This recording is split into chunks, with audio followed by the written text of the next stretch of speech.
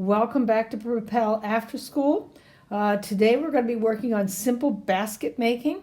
I hope you had a chance to look at the video telling you all about the Gullah Geechee, which is a West African group that had brought their basket making skills to North America, to the United States. It is part of the American history. Start all over again. I got stumbled. Okay, welcome back to Propel After School. Today we're going to work on simple basket weaving. Basket weaving is, from around the world. You can find it in every culture. In North America here, we had the Gullah Geechee, which is a West African group that established and brought all their culture and all their traditions here for at least 150 years. Today, what they would use is pine straw and sweetgrass.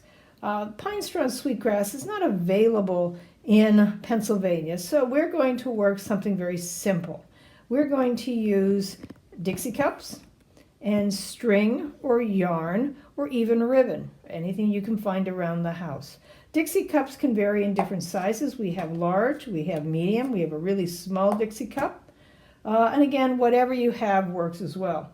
First thing you're going to do is to divide your Dixie cup into what we call ribs.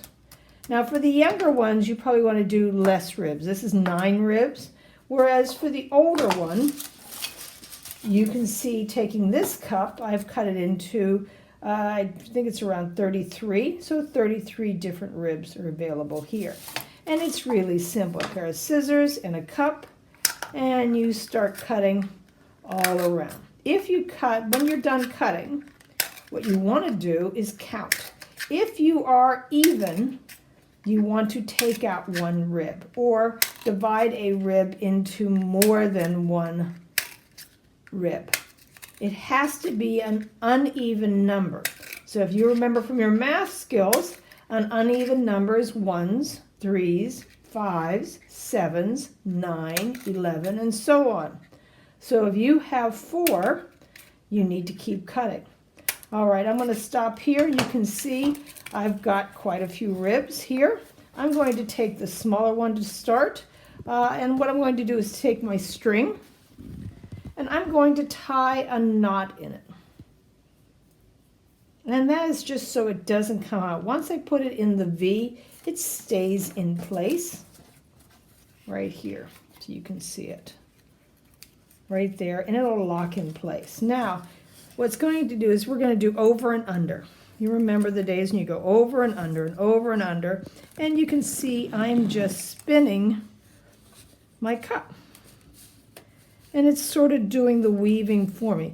Now, if you have uneven, it will make, the pattern won't look right. So you're going to have to make sure, again, it does matter if you have an uneven number. And I'm going to continue here, and you can see how in this one there's nothing here, so now it's an over, and this one has something, and now it's an under.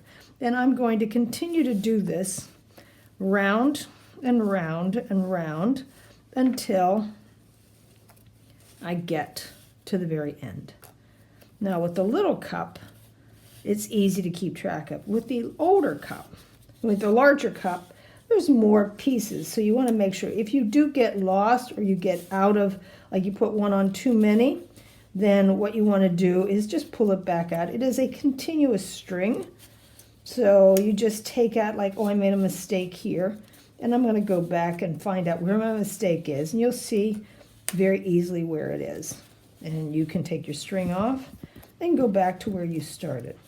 And again, this will go on and on until my cup is full. Okay, you can see, and I haven't even picked it up yet. At some point, once I get to about here, I'll lift my cup out, and you'll see the natural basket will shape all by itself. Okay. As you can see, I'm going to keep going. And you can see the pattern of the basket being made as we speak. Now I'm going to jump to the basket I was working on, and you can see it's the same cup that we have here, except I've cut more ribs. And again, the amount of ribs you cut is up to you. You can cut as many or as few. Now the basket is sitting up, and now instead of laying it down, I'm trying to work on my basket shape, and I'm going to keep going around and around, holding the basket up off the table until I get to the very, very top.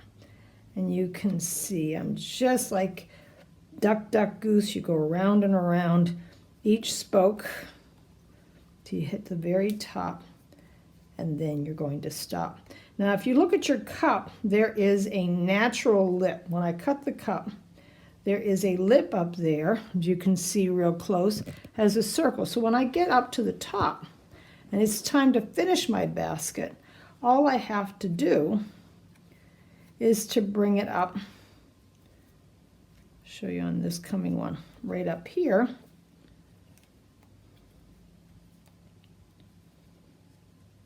And lock it underneath. As soon as I pull it up, it goes underneath and it stays. And it holds your string in place. So when we're completely done, all I have to do is knot it, and there's your basket. All right, we'll see you next week. And I hope to see many of your baskets. Please put them online to send them in so we get to see all the beautiful baskets you make. And also you want to challenge maybe your family members, see if they can make a basket with how many different ribs that you can make. Okay, we'll see you again. Thanks.